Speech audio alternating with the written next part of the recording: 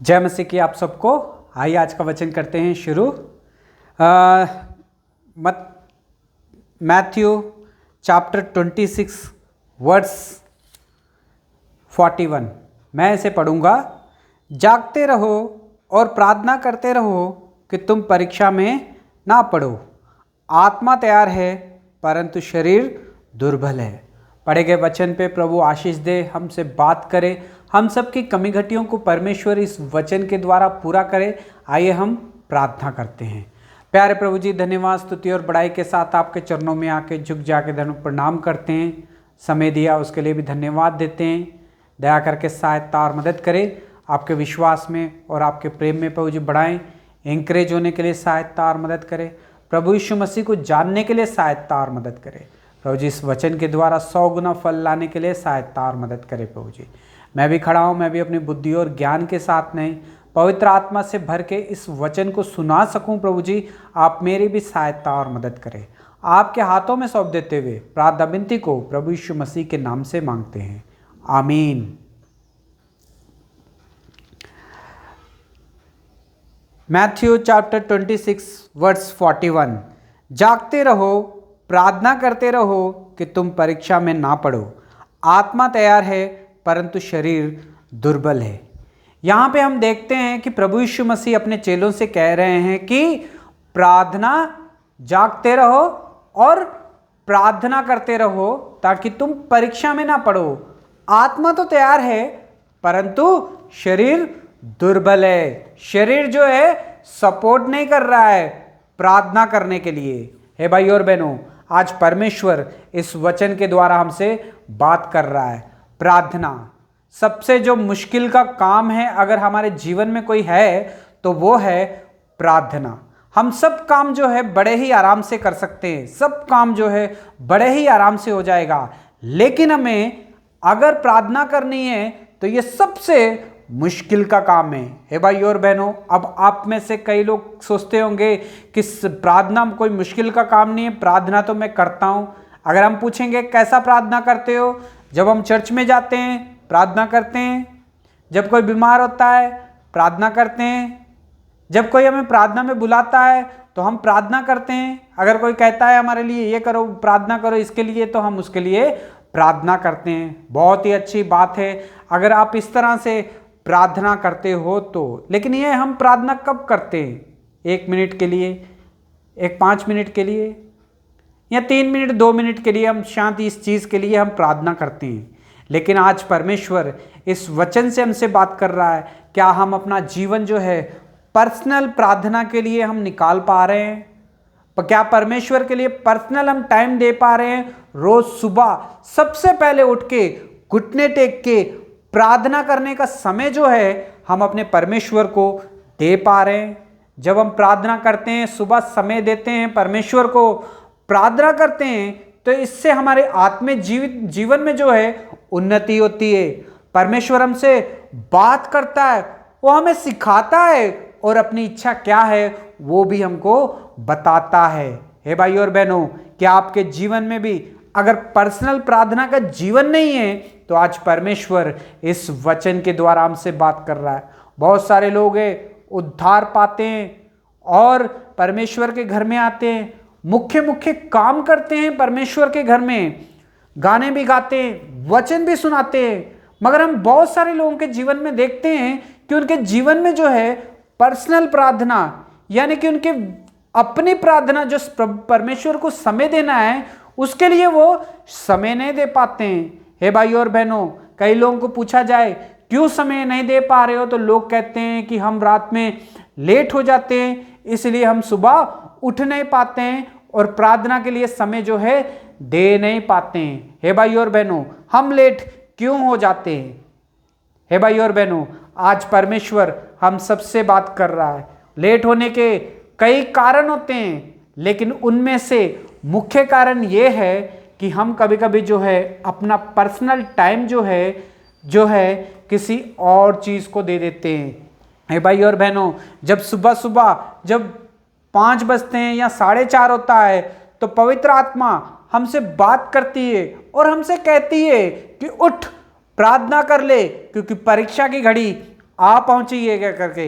जब ये पवित्र आत्मा हमसे बात करती है तो हमारा शरीर जो है उस टाइम पे थका हुआ होता है, गहरी नींद में होता है, और हमारा शरीर कहता है आज रहने दो, कल करेंगे। या हमारा शरीर कहता है थोड़ी देर के बाद उठेंगे, फिर से हमारा शरीर कहता है और थोड़ी देर तक सो जाते हैं, पूरा शरीर पूरा दर्द हो रहा है, सुबह नहीं उठ पाएंगे। थोड़ी देर कहते कहते 4:30 बजे से लेके हम 8 बज जाते हैं, कभी कभी 9 बज जाते हैं, कभी कभी 10 भी बज जाते हैं, और फिर हमें प्रार्थना का समय होता नहीं है, फिर हम अपने काम के लिए निकल जाते हैं। हे भाई और बहनों, अगर आपके जीवन में भी कुछ ऐसा ही हो रहा है तो आज परमेश्वर इस वचन के द्वारा हमसे बात कर रहा है। यहाँ पे लिखा गया है, प्रभु यीशु मसीह अपने चेलों से कह रहे हैं कि जागते रहो और प्रार्थना करते रहो, क्योंकि शैतान सामने खड़ा है, वो हमारे लिए परीक्षाओं को लेके आएगा। अगर हमें परीक्षा में पास होना है, आगे निकलना है, तो हमें जागते रहना होगा, प्रार्थना करते रहना होगा। अगर हम जागते ना रहेंगे, प्रार्थना ना करेंगे, तो वो जो परीक्षा हमारे जीवन में आएंगी, हम उसमें फेल होते रहेंगे। हे भाई और बहनों, अगर आप आत्मिक जीवन में, आत्मिक परीक्षा में अगर आप फेल ही होते जा रहे हैं, तो इसका मतलब ये है कि आपने अब तक अपना जीवन जो है प्रार्थना के हवाले नहीं किया है। आपके जीवन में जो है पर्सनल प्रार्थना का जीवन जो है आपके जीवन में नहीं है, इसलिए शैतान हमेशा आपको हरा देता है। हे भाई और बहनों, अगर हमें परीक्षा में जीतना है तो सबसे पहले हमें क्या करना होगा? जागते रहना होगा। प्रभु यीशु मसीह ने क्या कहा अपने चेलों को? जागते रहो और प्रार्थना करते रहो, ताकि तुम परीक्षा में ना पड़ो। हे भाई और बहनों, अगर हमें परीक्षा से बाहर निकलना है तो हमारा पर्सनल टाइम जो है हमें परमेश्वर को देना होगा। हे भाई और बहनों, हम अपना पर्सनल टाइम जो है प्रभु यीशु मसीह को देना होगा, लेकिन हम देखते हैं कि हमारा पर्सनल जो टाइम होता है वो हम प्रभु यीशु मसीह को नहीं देके कहीं और जो है अपना टाइम जो है दे देते हैं। हे भाई और बहनों, हम देखते हैं कि हम देखते हैं कि दिन जो है काम करने के लिए होता है, रात जो है सोने के लिए होती है। दिन में हम तो काम करने के लिए चले जाते हैं, लेकिन जब रात में थके हुए घर में आते हैं तो हमें चाहिए सो जाना चाहिए, आराम करना चाहिए, और सुबह उठ के हमें प्रार्थना कर लेनी चाहिए। लेकिन हम ऐसा नहीं करते हैं। हम जब आते हैं, खाना पीना खाते हैं, बेड पे सो जाते हैं और पकड़ के फ़ोन देखना शुरू कर देते हैं, और फ़ोन देखते देखते रात में 12 और 1 बज जाते हैं। कुछ लोग हैं जो टीवी देखते रहते हैं, टीवी देखते देखते 12-1 बज जाते हैं। कई लोग हैं अपने दोस्तों को टाइम दे देते हैं, क्योंकि सोचते हैं कि यही टाइम है जो हमारे दोस्तों को देने का होता है, तो 12-1 बज जाते हैं। फिर वो आते हैं, थक जाते हैं और सो जाते हैं, और जब वो सो जाएंगे 12-1 बजे सोएंगे तो सुबह वो कहाँ से अपना जीवन जो है प्रार्थना के लिए दे पाएंगे। हे भाई और बहनों, आज परमेश्वर इस वचन के द्वारा हमसे बात कर रहा है। क्या आप अपने पर्सनल जीवन जो रात परमेश्वर ने दी है हमें सोने के लिए, आराम करने के लिए, क्या आप उस रात का इस्तेमाल अगर आप अपने फ़ोन को देके कर रहे हो, टीवी को देके कर रहे हो, अपने दोस्तों को देके कर रहे हो, तो आप परमेश्वर को कभी टाइम नहीं दे पाओगे। आज परमेश्वर इस वचन के द्वारा हमसे बात कर रहा है। अगर आप चाहते हैं आपके जीवन में परीक्षा जब आए तो आप परीक्षा में पास हो जाओ, तो आपको सबसे पहले जो है प्रार्थना के लिए आपके जीवन को देना पड़ेगा। रोज सुबह जल्दी उठ के पर्सनल प्रार्थना आपके जीवन में होनी चाहिए। जब पर्सनल प्रार्थना हमारे जीवन में रहेगी तो परमेश्वर हमसे बात करता है, वो अपनी इच्छाओं को बताता है, वो बताता है हमें कि किस तरह से चलना है। हमारे आत्मिक जीवन में उन्नति भी होती है, परमेश्वर हमारे साथ होता है जब हम सुबह उठ के प्रार्थना करते हैं। लेकिन हम सुबह जो है उठ ही नहीं पाते हैं। कारण क्या है? फ़ोन, टीवी और दोस्त। हे भाई और बहनों, अगर आप परमेश्वर को टाइम देना चाहते हो, आपका पर्सनल, आप परीक्षा में फेल नहीं होना चाहते हो, पास होना चाहते हो, तो आपके जीवन में आपको 3 चीज़ें करनी होगी। पहला, आपको अपने फ़ोन कट करना पड़ेगा। दूसरा, आपको टीवी रात का कट करना पड़ेगा।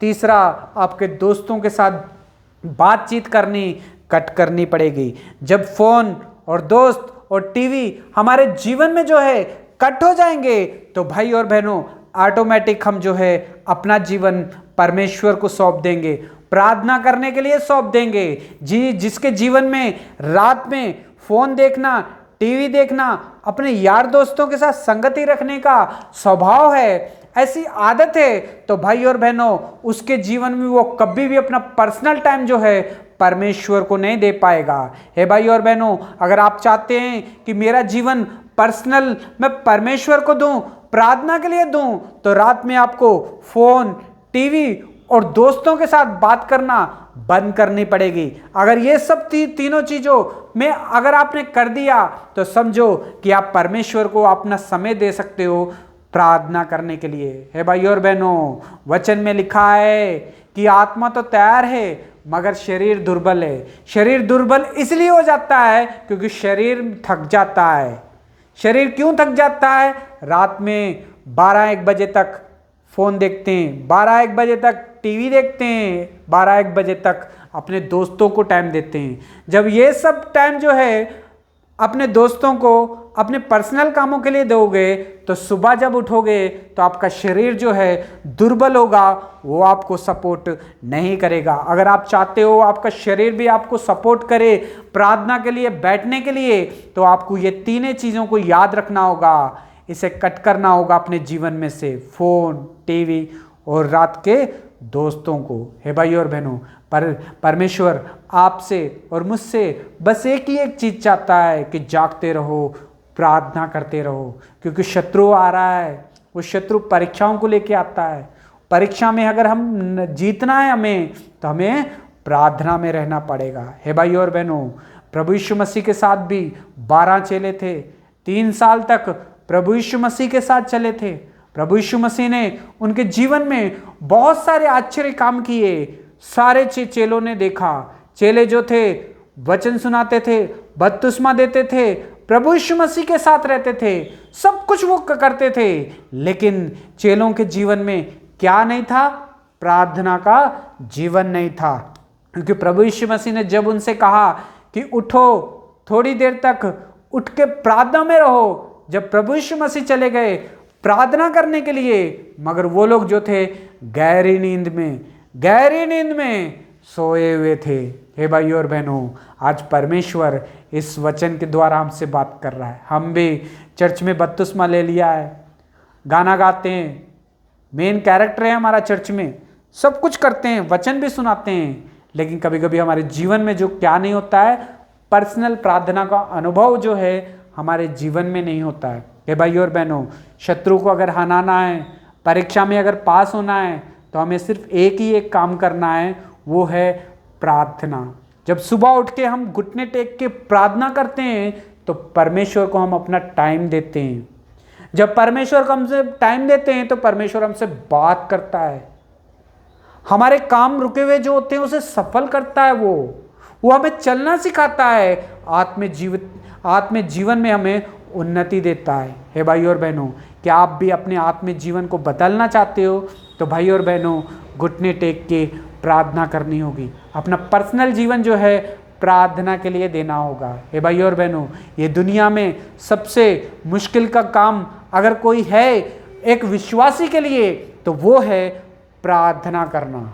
सुबह उठ के प्रार्थना में समय बिताना, ये सबसे ज़्यादा मुश्किल का काम है। जो कोई ये सबसे ज़्यादा मुश्किल का काम कर लेता है, वो कभी भी परीक्षा में नहीं हारता है। शत्रु उसके ऊपर लाख हमला भी कर दे, फिर भी वो शत्रु को हरा देगा, क्योंकि उसका पर्सनल जीवन जो है प्रार्थना में है। जिसके जीवन में पर्सनल जीवन प्रार्थना का नहीं है, उसके जीवन में जब भी कोई भी छोटी भी क्यों ना परीक्षा है, वो सभी में जो है हार जाएगा। लेकिन हमारा परमेश्वर नहीं चाहता है कि हम परीक्षा में हार जाएं, शैतान से हार जाएं। हमें शैतान को हराना है, शैतान से जीतना है, तो हमें सबसे पहले अपना पर्सनल अनुभव जो है प्रार्थना के लिए देना पड़ेगा। जागते रहना होगा, प्रार्थना करते रहना होगा, तभी हम शैतान को जो है हरा सकते हैं। यहाँ पे चेलों को प्रभु यीशु मसीह भी यही कह रहे हैं कि जागते रहो, प्रार्थना करते रहो, ताकि तुम परीक्षा में ना पड़ो। आत्मा तो तैयार है मगर शरीर हमारा दुर्बल है। शरीर हमारा क्यों दुर्बल है? क्योंकि हमने शरीर को जो है रात में फ़ोन देख के, टीवी देख के, दोस्तों के साथ बात करके थका दिया, इसलिए हमारे दुर्बल है हमारा शरीर। क्या आप भी ऐसी कर रहे हो? आपका शरीर भी आपका साथ नहीं दे रहा है प्रार्थना करने के लिए? तो आज परमेश्वर इस वचन के द्वारा हमसे बात कर रहा है। God bless you.